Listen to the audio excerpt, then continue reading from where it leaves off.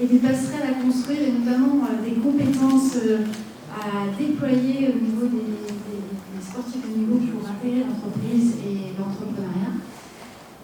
J'aimerais aujourd'hui, pour cette table ronde, qu'on puisse se projeter un petit peu vers l'avenir.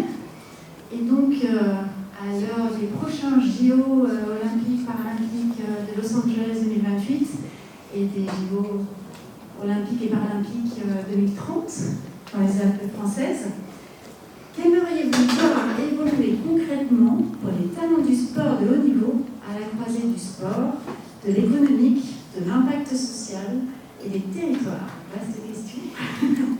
Et qu'est-ce qui vous ferait dire que nous avons collectivement transformé l'essai à ce moment-là? Je laisse réfléchir 2 secondes. Et vous avez le micro? Qui veut prendre la parole? Ouais. Bonjour, ravi d'être parmi vous aujourd'hui sur cette belle thématique et je remercie Pauline et toutes les équipes d'avoir initié ce genre de rencontre parce que je crois beaucoup que la rencontre elle se fait entre humains, surtout si on parle du sportif de haut niveau, le recrutement il ne se fait que dans le blanc des yeux. On communique des choses qui ne sont pas sur le CV, qui sont mises dans les compétences et ça c'est important. Donc on peut avoir tous les outils digitaux, mais pour autant le contact il reste humain, il faut qu'il reste humain.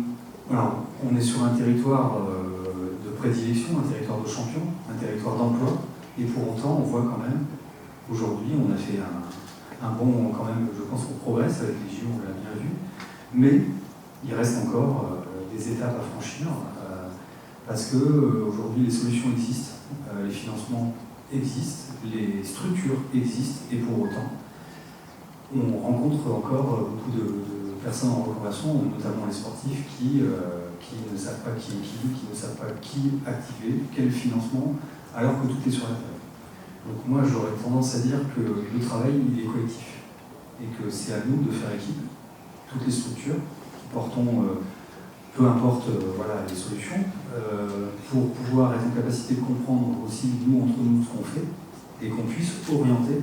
Peut-être pas, on n'est peut-être pas porteur de la solution nous-mêmes, mais on peut orienter au mieux les personnes en reconversion au cours de leur carrière, parce qu'on sait aujourd'hui qu'il y a beaucoup de choses qui existent et qui sont mal connues. Donc je pense que effectivement la première étape, c'est de renforcer les connaissances de chacun, renforcer les connexions, se rencontrer régulièrement. Dernièrement, à France Travail, on a fait un lab, 2 labs d'ailleurs, sur la reconversion des sportifs de haut niveau. Et au cours des ateliers, on a trouvé énormément d'applis, de solutions, de financement, et pour autant, on a encore beaucoup d'interrogations. Donc il y a encore du chemin à faire. C'est aussi pour ça qu'on est là. Merci. Moi, si je peux... Est-ce qu'on m'entend? Bon, déjà, bonsoir à tous. Moi, je suis ravie d'être là parce que c'est dans ce type d'événement qu'on puisse créer des liens, de se voir, de se connaître et de pouvoir communiquer. Nous, on essaye à notre niveau, au niveau du comité régional, on n'attend pas les prochains Jeux olympiques et paralympiques. On les a déjà commencés parce que, justement, avec les Jeux paralympiques et olympiques de 2024, on fait l'héritage des Jeux.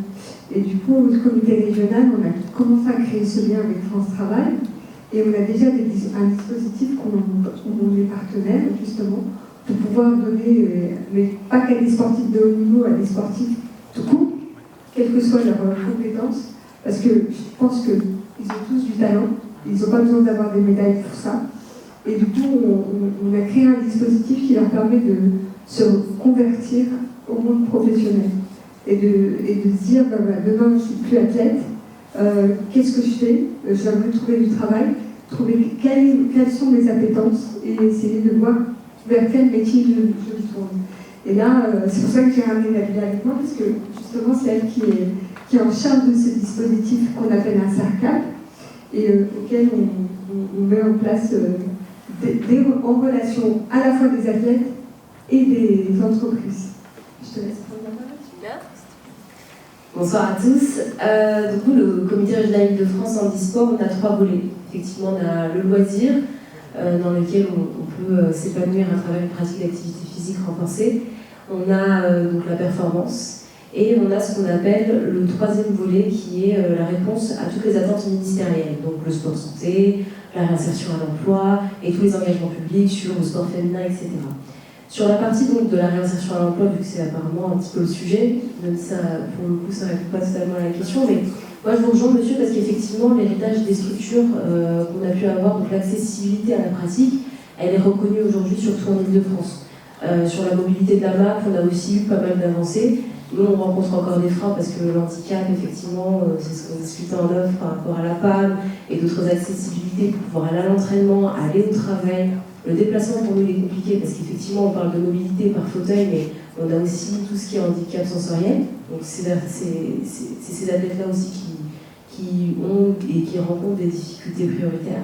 Donc, sur un CERCAP, ce qu'on a voulu créer, c'est donc un réseau dans lequel, effectivement, on travaille en synergie avec des entreprises, donc d'entreprises partenaires qui nous accompagnent toute l'année et durant même sur la période des Jeux de façon ponctuelle. Et nous, on ne dit même pas non au ponctuel parce que parfois, ça révèle des valeurs communes et donc ils nous accompagnent après, petit à petit. Et même si l'entreprise ne nous soutient pas, il y a des humains derrière l'entreprise qui, eux, s'engagent après bénévolement au sein de nos structures et ça, c'est important.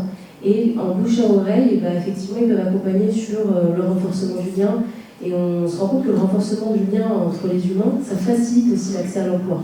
Et c'est là où je suis complètement d'accord avec le premier discours. Avec France Travail, on a été parfaitement accompagnés. On a travaillé sur les webinaires, on a travaillé aussi à sensibiliser les agents de France Travail à accueillir ce public-là.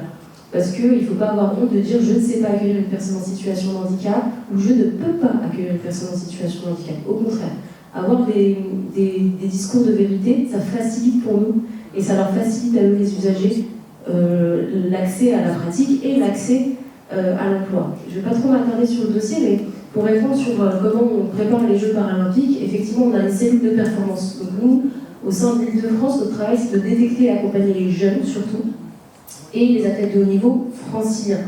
Sur le national, on ne peut que les accompagner à trouver de l'ingénierie sur du matériel ou prêter notre propre matériel pour lequel on est soit aidé aux subventions, soit accompagné, parce qu'effectivement, sur la performance, on ne mutualise pas le matériel.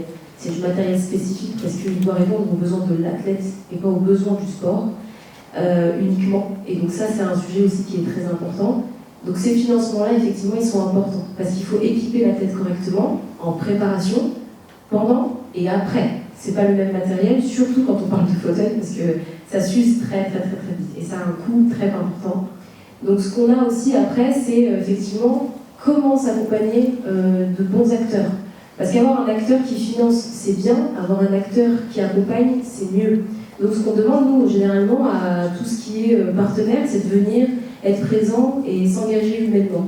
Donc sur la partie CERCAP, c'est ce qu'ils font. Ils accompagnent à trouver de l'emploi, parfois même à juste recevoir nos jeunes au niveau des stages, des alternances, pour se dire, alors finalement, je peux pratiquer, je peux aussi travailler, et si je ne reviens pas avec une médaille, j'ai quand même quelque chose après.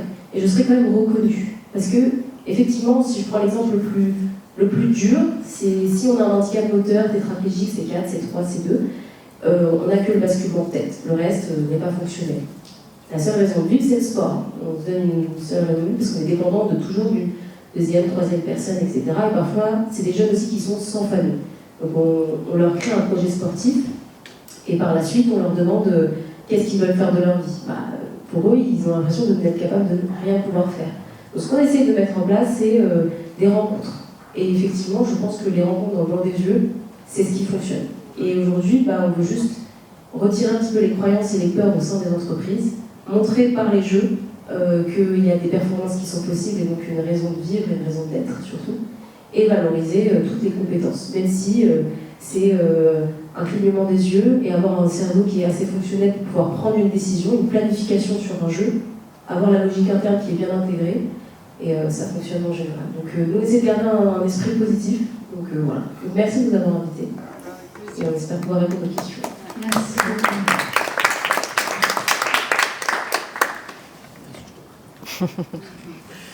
Bonsoir à tous. Écoutez, je suis ravie d'être parmi vous. Donc, je vais répondre à la question de toute façon peut-être avec un peu plus de hauteur et en rebondissant sur la partie financement. Parce que donc, moi, je suis directrice d'investissement associée dans un fonds d'investissement qui s'appelle Alter Equity et dont la vocation, c'est d'investir dans des sociétés qui ont un double niveau d'impact. un impact positif par l'activité, c'est-à-dire qu'on investit uniquement dans des sociétés qui ont un impact positif sur l'homme ou sur l'environnement. C'est vraiment chaque euro de chiffre d'affaires généré doit générer un impact positif pour la société. Et un deuxième niveau d'impact, qui est un niveau d'impact au niveau des pratiques de gestion. Et en fait, on essaye donc de transformer l'essai à notre petite échelle et de changer un petit peu la finance, pour amener la finance pour orienter les flux financiers vers des projets qui sont des projets évidemment dont l'activité a cet impact positif, mais aussi qui mettent en place des pratiques de gestion responsable. Qu'est-ce que ça veut dire? Ça veut dire qu'on met au cœur de notre accompagnement toutes les pratiques de diversité et d'inclusion. Ça veut dire qu'on met au cœur de notre accompagnement tous les principes de partage de la valeur, c'est-à-dire tous les associés d'une entreprise, tous les salariés d'une entreprise doivent être associés au capital pour assurer l'engagement, pour assurer la création de valeur. Donc on est vraiment, et en fait tout ça on le matérialise dans ce qu'on appelle un business plan extra-financier dans notre jargon, et qu'on va suivre, donc on va suivre ces KPI au même titre que les KPI financiers de EBITDA, génération de résultats nets, etc. Et on va même fixer des objectifs qui sont des objectifs très ambitieux à nos entrepreneurs qu'on a en portefeuille, puisqu'on va leur demander d'avoir un responsable diversité et inclusion, de former leurs salariés à accepter cette diversité et cette inclusion, d'avoir une trajectoire de décarbonation, d'avoir 30% de femmes dans les comités de direction pour être sûr qu'en fait, il n'y a pas de biais dans les prises de décision, qu'il y a une bonne représentation de la société. Et en fait, notre combat au quotidien, c'est vraiment de réussir à prouver qu'on peut concilier rentabilité et responsabilité. Et qu'en fait, cette source de diversité, elle est directement liée à la performance que va dégager l'entreprise. Donc on essaie de transformer l'essai à notre petite échelle, dans le monde de la finance, en trouvant en fait des projets qui portent à la fois cet impact positif, mais aussi cet ADN et ces valeurs qui sont absolument créatrices de valeur à long terme.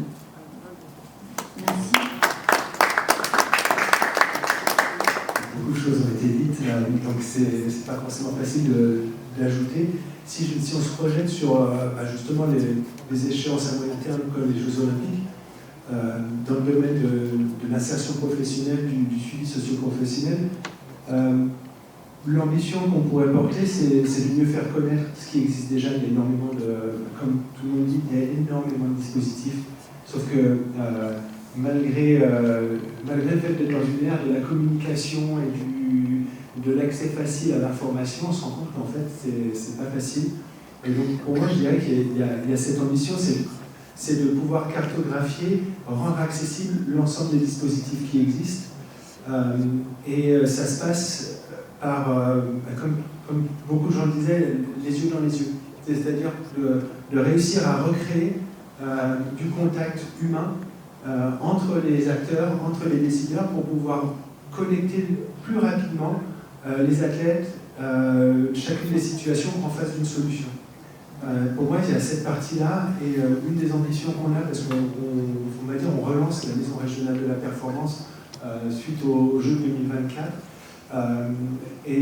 c'est vraiment l'ambition avec l'équipe, c'est de reconnecter avec l'ensemble des acteurs, se faire connaître, et je dirais pas uniquement les acteurs institutionnels, mais vraiment s'ouvrir aussi à toutes les entreprises, quand je parle d'entreprise, c'est pas forcément l'entreprise, une maison mère, c'est les entrepreneurs, les entreprises qui ont envie d'aider et d'œuvrer dans la connexion d'un athlète face à une capacité de formation, une capacité d'entreprise, une capacité d'entreprendre, parce que aussi, de s'ouvrir, ça nous aidera à dépasser un certain déterminisme qu'il y a dans l'orientation professionnelle des sportifs et des sportives, où on est très vite, soit on est athlète, on devient entraîneur, on est de tel type de fédération, donc on va avoir plutôt à être, je suis biathlète, je deviendrai douanier, je suis karatéka, je serai policier ou policière, et il y a un certain déterminisme qui existe, et s'il y a un vœu qu'on peut essayer de faire, c'est justement de réussir à aller au-delà du déterminisme, parce que ça permettra de créer d'autres opportunités et d'accompagner plus d'athlètes. Merci beaucoup. Alors, je vais peut-être revenir vers Pascal. Comment vous pourriez transformer ce vivier de talent encore sous-exploité en opportunités concrètes pour le monde économique et les territoires? Alors, on parle beaucoup des sportifs, et moi, il y a une branche sur laquelle j'insisterai beaucoup, c'est l'entreprise, parce qu'il y a tout ce travail de pédagogie. On travaille avec énormément d'entreprises en Ile-de-France, un terreau industriel incroyable, des opportunités, et pour autant, on est toujours à la recherche de talent. Donc, toujours cette question, pourquoi l'entreprise se prive de talent que les sportifs ont? Donc ça, c'est aussi le travail qu'on doit faire, nous, en tant que structure, pour faire de la pédagogie, pour montrer que, voilà, on parlait d'inclusivité sur tous les publics. Les sportifs en reconversion peuvent être aussi vecteurs d'images un peu préconçues, et on a besoin de lutter contre ça. Et on voit bien que l'entreprise, quand elle a compris l'investissement, parce que c'est un investissement, souvent ce qu'on leur raconte, c'est que, on travaille avec d'autres structures, c'est que les résultats vont peut-être pas être immédiats, parce que c'est comme ça, il y a une intégration qui doit se faire, un onboarding qui est différent. Il faut aussi travailler le collectif, à travailler avec un sportif. Il faut que lui aussi comprenne les règles de l'entreprise, mais généralement, c'est des gens en agilité qui comprennent très vite et ils s'adaptent très vite. Mais pour autant, le retour sur investissement, il va se faire beaucoup plus tard, mais quand il va se faire, il va être 2 fois plus fort.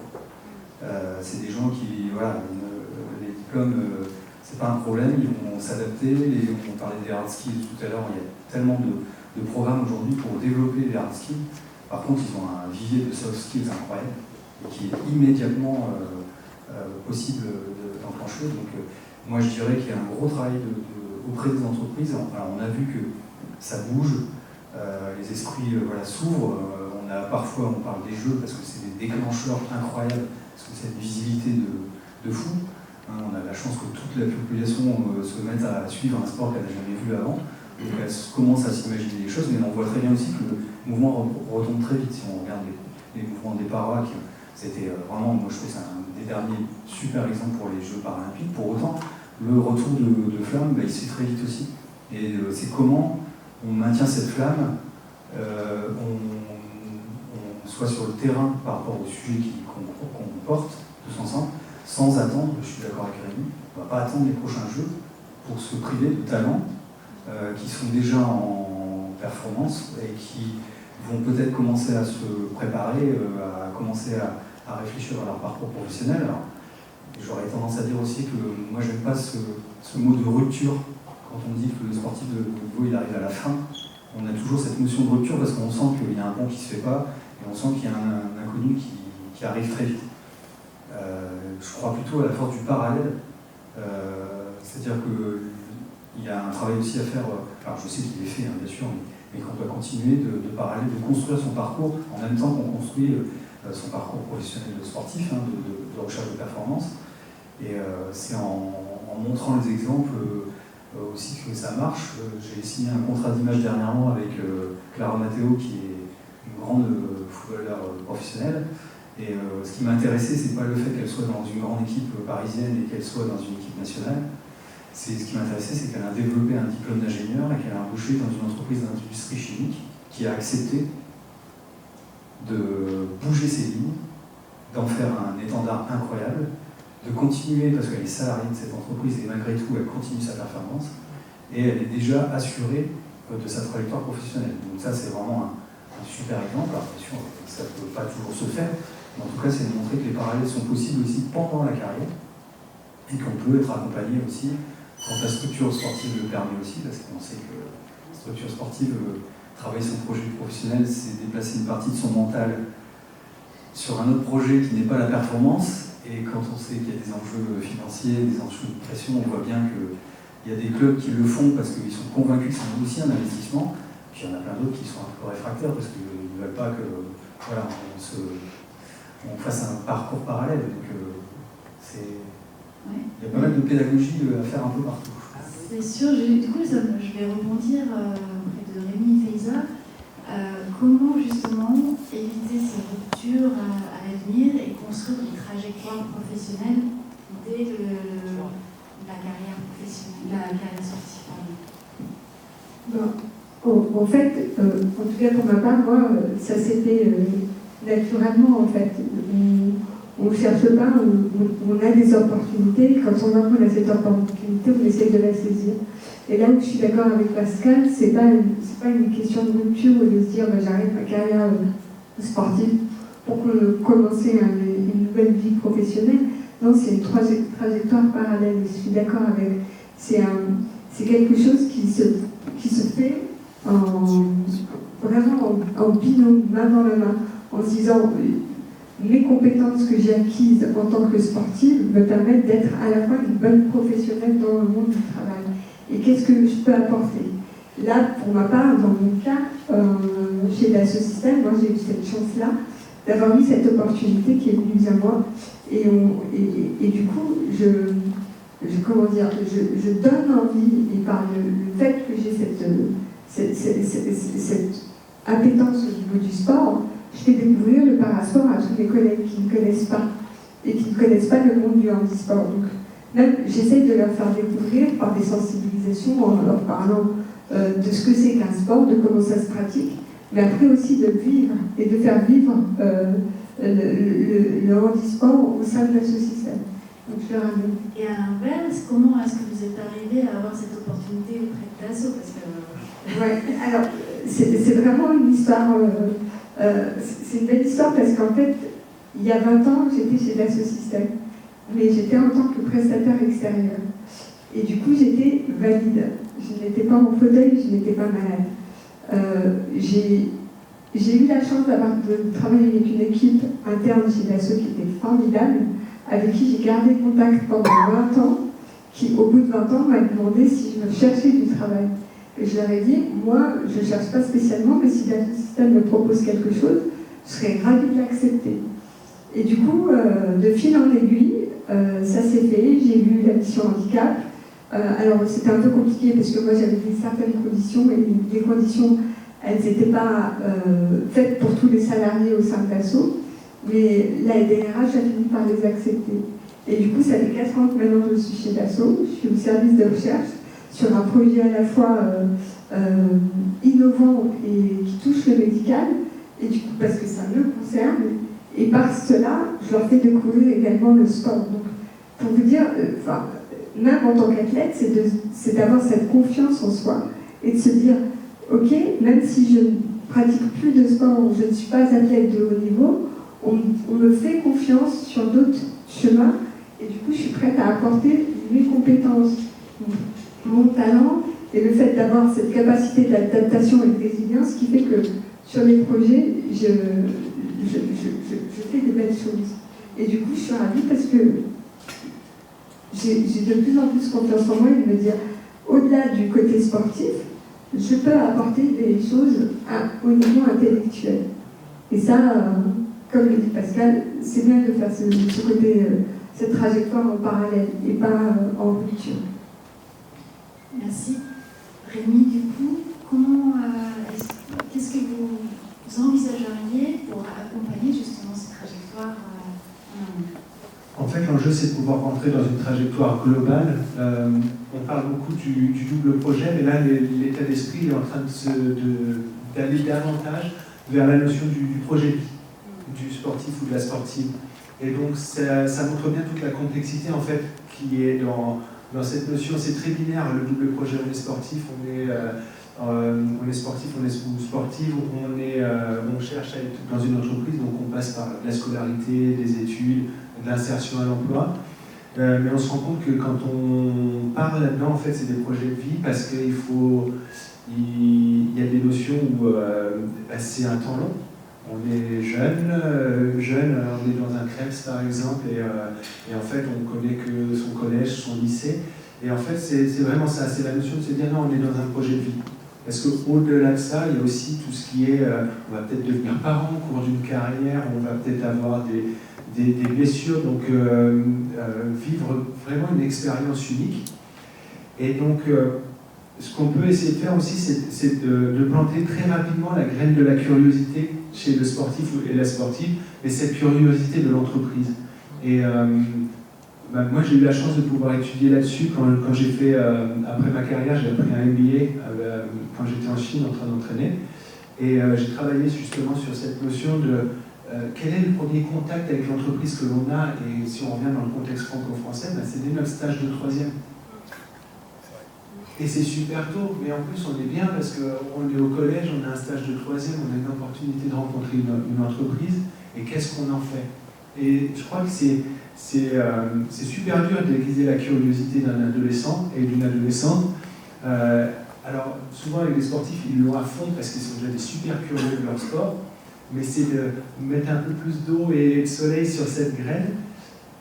Et pour moi, il y a de ça. Donc, c'est vraiment voir le projet d'un point de vue global, mais aussi avec le temps long et de reconnaître que notre premier temps avec l'entreprise, ben, c'est via cette première expérience de troisième qui se concrétise en seconde. Et là, je pense qu'on a un rôle à jouer, nous, encadrant du monde sportif, à aller au-delà de notre planification de l'entraînement et de la prochaine échéance. Et ça, c'est un changement culturel qui ne sera pas évident, mais qui a bien un intérêt à le faire. Merci.